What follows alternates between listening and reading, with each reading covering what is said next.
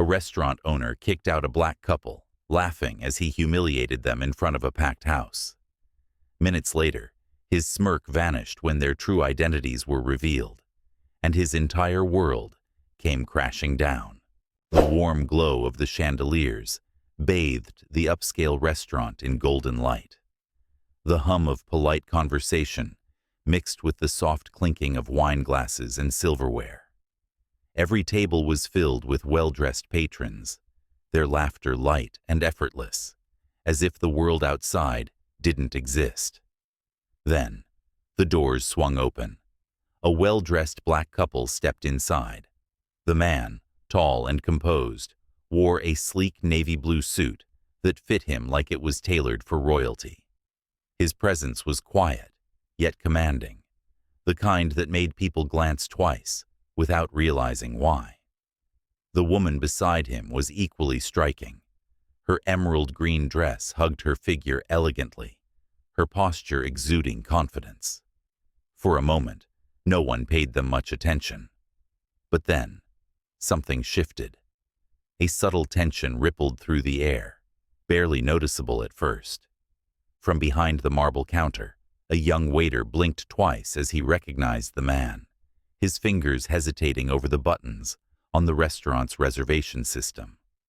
He turned toward his colleague, whispering something under his breath. The other waiter only shrugged, uninterested. At the far end of the dining hall, the restaurant's owner, Richard Hall, leaned against the bar, sipping a glass of Merlot. His sharp eyes scanned the couple with a mixture of curiosity and mild irritation. They didn't fit the usual clientele, not in a way that was obvious, but in a way that unsettled him. With a calculated smirk, Richard pushed off the bar and strode toward them. His crisp white shirt stretched slightly over his well-fed stomach, his polished shoes clicking against the marble floor. The closer he got, the more his expression shifted, from feigned politeness to thinly veiled condescension. "Good evening," he greeted, his voice smooth but insincere. "I believe you may have mistaken this for another establishment." The man in the navy blue suit merely lifted a brow. "We have a reservation. Under the name Jameson." Richard's lips twitched. He flicked a glance toward the hostess, who quickly checked the list and, to her visible discomfort, found their names. "Ah," Richard drawled. "My apologies. We weren't expecting." He let the sentence hang, as if searching for the right words. The woman's smile was razor-sharp. "Expecting what?" Richard ignored her. "Unfortunately," he continued, "we're completely booked tonight. I'm afraid I'll have to ask you to leave." The murmur of conversations around them didn't stop, but there was a shift in energy.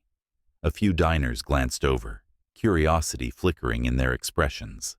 Most, however, carried on as if nothing was happening. Jameson's jaw tightened, just slightly.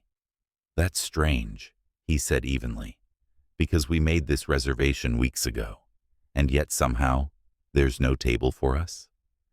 Richard gave a practiced sigh, the kind that suggested he was being incredibly patient. "I'd hate for you to be uncomfortable here," he said, flashing a condescending smile. "I can recommend another place, perhaps somewhere more suitable." The meaning behind those words was unmistakable. For a long moment, Jameson said nothing.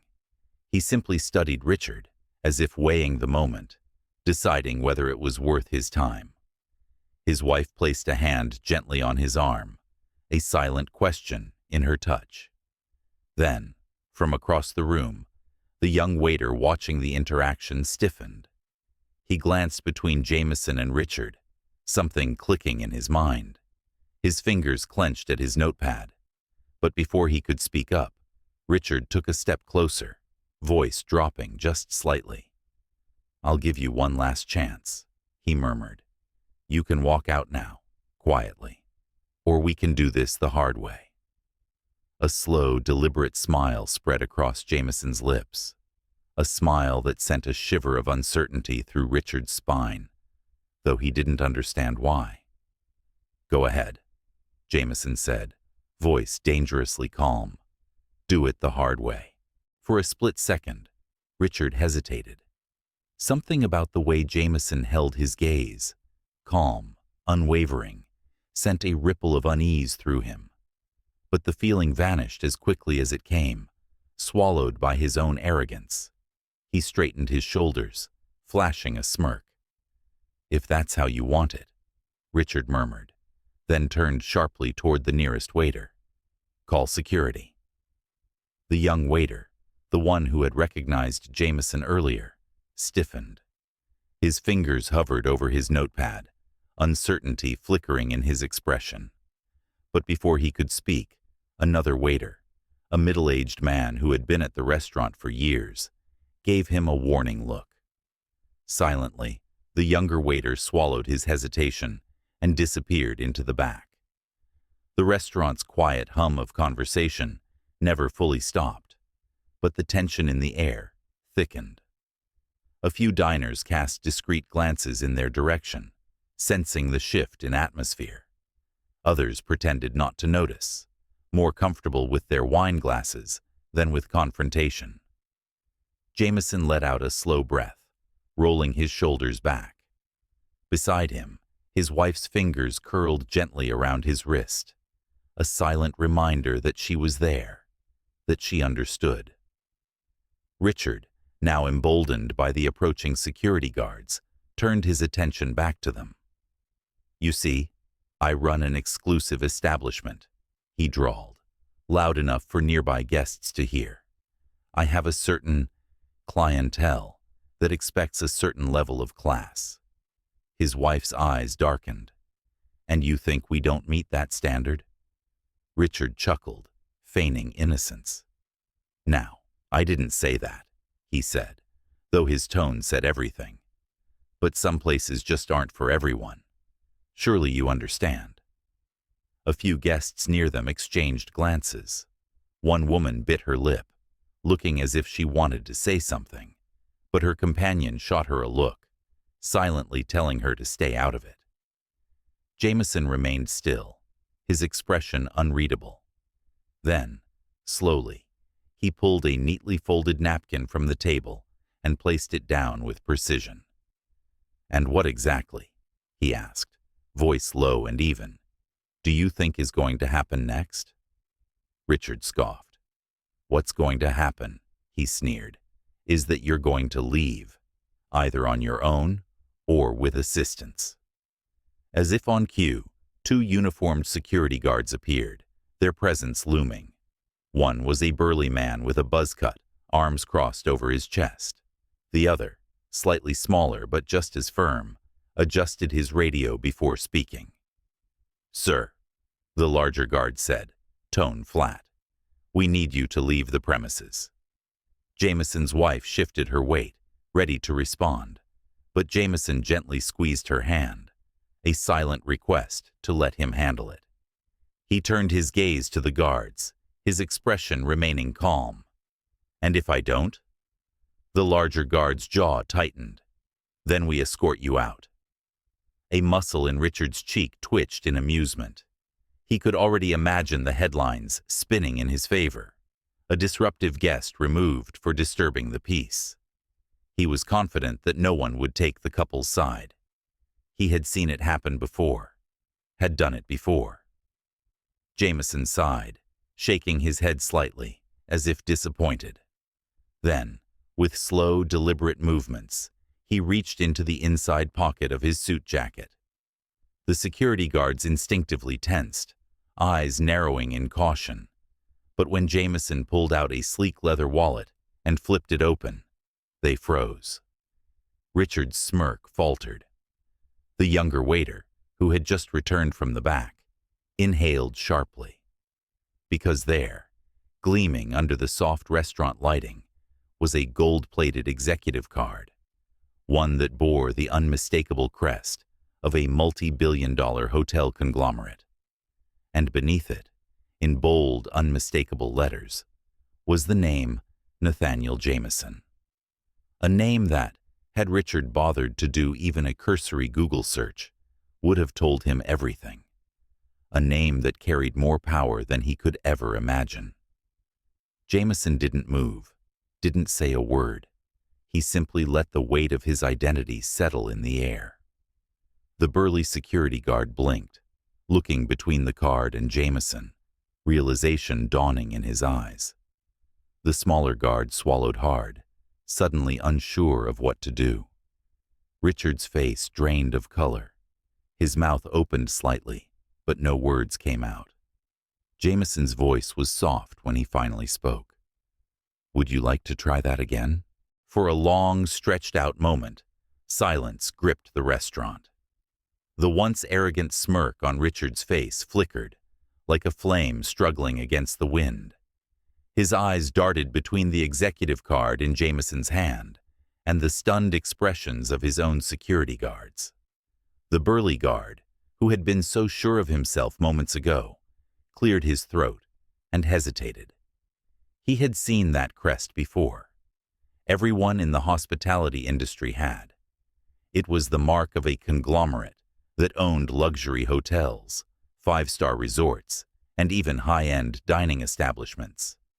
And Nathaniel Jameson wasn't just some executive. He was the executive. The realization crashed over Richard like a tidal wave, but his pride refused to let him back down so easily. He straightened his spine, forcing his lips into a tight smile, pretending as if he wasn't moments away from a full-blown panic. "Mr. Jameson," he began, voice unnaturally smooth. "If there was any misunderstanding here, Jameson raised a hand. The movement was subtle, but it held the weight of finality. Richard shut his mouth. Jameson didn't raise his voice, didn't make a scene. He didn't have to. When he finally spoke, his words were measured, deliberate. "This establishment," he said, gesturing around the room with an air of detached amusement, "is part of a partnership with the Montclair Hospitality Group, isn't it?" A cold sweat broke out along Richard's temple. He knew the name well. Montclair was the very entity that approved the licensing for his restaurant, that allowed him to market it under their umbrella of exclusive fine dining establishments. Without their endorsement, his restaurant was nothing more than an overpriced steakhouse. Jameson turned slightly, addressing the security guards instead. "Would you care to tell me," he continued, voice like silk, wrapped around steel, "exactly what justification you have for removing a Montclair executive from one of its own partnered venues?" The larger guard shifted uncomfortably. His hand, which had been resting near his radio just seconds ago, slowly dropped to his side. The smaller guard took a careful step back, his eyes no longer meeting Richard's. The young waiter, the one who had recognized Jameson from the start, bit the inside of his cheek to stop himself from grinning. He had known something was off about the way Richard had treated the couple. But now the entire house of cards was about to collapse. Richard felt the weight of every gaze in the room settling onto him. He forced a laugh, weak and unconvincing. "Mr. Jameson, please, there's no need to escalate this," he said, his voice losing its edge. "Surely we can—" Jameson's wife, who had remained quiet until now, finally spoke. Her tone was effortless, light, but her eyes were sharp, cutting. "You didn't seem too concerned about escalation when you were humiliating us a few minutes ago."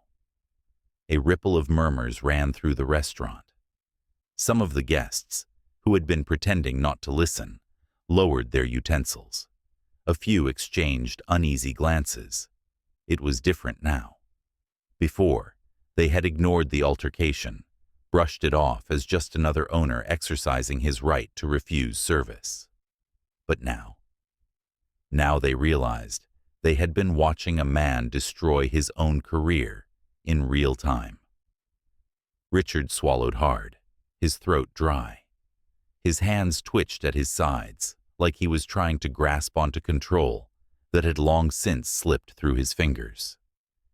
Jameson placed the executive card back into his wallet with slow, deliberate movements. Then he tilted his head slightly, observing Richard as if he were nothing more than an amusing inconvenience. "I assume," Jameson said, tapping a finger lightly against the table, "that you've already informed corporate of your policies regarding clientele selection." Richard paled. He hadn't. And now it was clear that Jameson would. The weight of what he had done finally hit him with full force. This wasn't just about a minor misunderstanding. This wasn't something he could sweep under the rug. If Montclair pulled their backing, his restaurant would lose its prestige overnight. He would lose his investors, his high-profile customers, his media endorsements. A single public scandal involving discrimination could end everything. Richard opened his mouth, perhaps to apologize, perhaps to beg, but Jameson had already turned away, completely dismissing him. The final blow wasn't shouted. It wasn't dramatic. It was calm, decisive, irreversible. As Jameson gently pulled back his chair, adjusting the cuff of his suit, he glanced at the young waiter who had hesitated earlier. "You," he said, his voice now warm, professional. "What's your name?" The young man straightened. "Daniel, sir." Jameson gave a small nod. "Daniel, I'm assuming you don't approve of the way your employer handles customer service." Daniel hesitated. Then, with newfound confidence, he shook his head. "No, sir." Jameson smiled, just slightly. "Good." He pulled a card from his pocket and handed it to him. "If you're ever looking for better management, give me a call." Daniel's eyes widened. His fingers tightened around the card, his mind racing. A job offer?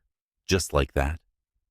Jameson turned back to his wife, who was already slipping her purse over her shoulder, eyes glimmering with quiet amusement. Together, they began walking toward the door. And only then, as Richard stood frozen in place, as the weight of everything he had lost came crashing down on him, did he realize he had never even asked for their names. Richard stood rooted to the spot, his mind racing to catch up with the disaster unfolding before him. He had spent years building his reputation, curating an exclusive clientele, ensuring that his restaurant remained a symbol of elite status. And now, with just a few words, Nathaniel Jameson had dismantled everything. The weight of realization crashed over him. He had kicked out one of the most powerful men in the hospitality industry, the very man who held the fate of his restaurant in his hands. His legs felt unsteady, his throat dry. As Jameson and his wife made their way toward the exit, the murmurs in the restaurant swelled. Guests who had once been indifferent now leaned in, whispering amongst themselves. Some had their phones out, recording discreetly, capturing every humiliating second of Richard's downfall. Desperation clawed at his chest. He couldn't let them leave. Not like this. "Mr. Jameson, wait." The words spilled out before he could stop them. His voice, once brimming with arrogance, now wavered with thinly veiled panic. Jameson paused just before reaching the door. He turned slightly, arching an eyebrow, as if humoring him. Richard forced a strained smile, stepping forward. I believe we've had a misunderstanding," he stammered. "Please, allow me to make it up to you. A meal, on the house, anything you'd like." His wife let out a soft chuckle. Not a kind one. Jameson exhaled slowly, as if considering it. Then, with the same measured calm he had maintained throughout the entire ordeal, he looked Richard directly in the eyes and said, "You can't afford it." The words weren't loud, but they hit harder than any public outburst could have. The restaurant fell into absolute silence, the kind that felt suffocating, heavy, irreversible. Richard flinched, as if he had been physically struck. Jameson's wife smiled, looping her arm through her husband's as they turned back toward the door. And then, the final blow. As they stepped outside, a black luxury car pulled up right in front of the restaurant. The driver, dressed in a crisp suit, immediately stepped out and opened the door for them. A valet, one who had seen the entire ordeal play out from inside, stared wide-eyed before fumbling to whisper something to his coworker. Recognition dawned. Richard watched, horror seeping into every inch of his being. He knew that car. He had seen it before. It belonged to one of the wealthiest men in the industry. The truth spread through the restaurant like wildfire. A woman seated near the window gasped softly. "That's—" A man at another table whispered, "Jameson Hotels. The entire chain. That's him." Richard's breathing turned shallow. The very people he had been trying to impress, the elite clientele whose approval he had craved, now looked at him with thinly veiled contempt. A waiter scurried past him, murmuring something under his breath. A word Richard barely caught, but understood all too well. Finished. And just like that, Nathaniel Jameson slid into the car without another glance. The door shut smoothly, the driver stepped in, and within seconds, the car pulled away from the curb. The weight of what had just happened settled like a tombstone on Richard's chest. This wasn't just about losing a customer. This was about losing everything. Richard stood frozen, the echoes of his own arrogance ringing in his ears. The murmurs in the restaurant had turned into a quiet storm. Whispers of disbelief, hushed conversations exchanged over half-eaten meals.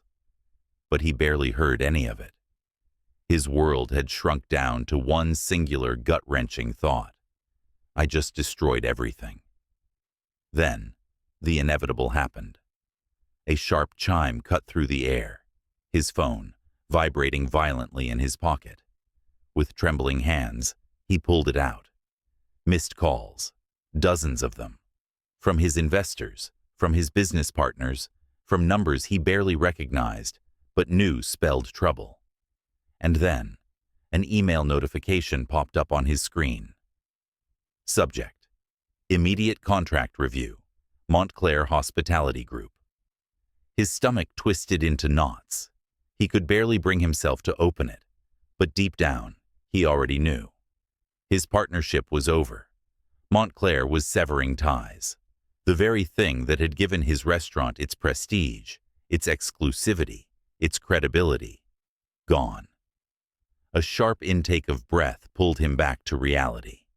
A few of his regulars had already begun asking for their checks, some slipping out quietly, as if distancing themselves from the impending fallout. A woman, one of his wealthiest patrons, stood and adjusted her designer coat. Before leaving, she cast Richard a long, unimpressed glance and muttered, "You should have known better." That was the final crack before the dam broke. Richard's hands clenched at his sides, his mind spiraling. He had always been the one in control, the one calling the shots. But now he was nothing more than a cautionary tale. At the far end of the restaurant, Daniel, the young waiter who had witnessed it all, watched with quiet satisfaction. He glanced down at the business card still clutched in his hand. Jameson's offer, a chance for something better. Without hesitation, he slipped it into his pocket. Tonight hadn't just ruined Richard, it had changed his own future. And outside, far away from the wreckage Richard had created for himself, Nathaniel Jameson and his wife sat in their luxury car, a quiet smile passing between them. Because some lessons, they teach themselves. The restaurant was emptier than it had ever been. Richard sat alone at the bar, staring blankly at the untouched glass of whiskey in front of him. His fingers tightened around it, but he didn't take a sip. His phone screen was still glowing, filled with unanswered calls, angry messages from investors, and a second email from Montclair. The final confirmation. The contract termination was official. Everything he had worked for, gone in a single night. Somewhere in the back, Daniel finished taking off his apron. He looked around one last time before walking out the door, leaving behind the job that had once felt like his only option. Tonight had shown him that he had choices, that he could work for someone who actually valued people. Out on the street, Nathaniel Jameson and his wife walked into the grand lobby of a five-star hotel, one of many he owned. The staff greeted them with warmth, not because they were forced to, but because they respected him.